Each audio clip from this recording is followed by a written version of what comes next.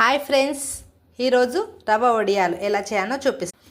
Stove on చేసుకొని 2 గ్లాసుల water, 2 table spoon జీలకర్ర, 2 టేబుల్ స్పూన్ నువ్వులు, 2 టేబుల్ స్పూన్ సాల్ట్, చిటికెడు కారం ఇలా వేసుకొని నీళ్ళు మరిగే వరకు మగ్గించాలి. ఇలా నీళ్ళు మరుగుతున్నాయి. 2 గ్లాసులు వాటర్ వేసుకుంటే 1 గ్లాసు రవ్వ వేసుకోవాలి. ఇలా వేసుకొని ఇలా ఉండలేకుండా కలుపుతూ ఉండాలి. కలిపాక ఒక 2 మినిట్స్ తర్వాత ఆపాలి. వేసుకోవాలి. వడియాలు మంచిగా వస్తాయి.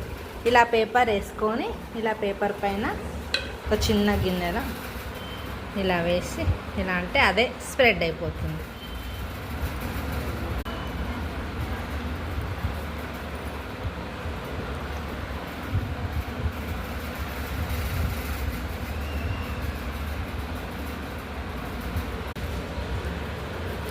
ఇలా వేసి ఒక రోజు ఎండలో ఉంచితే వడియాలు ఎండిపోతాయి.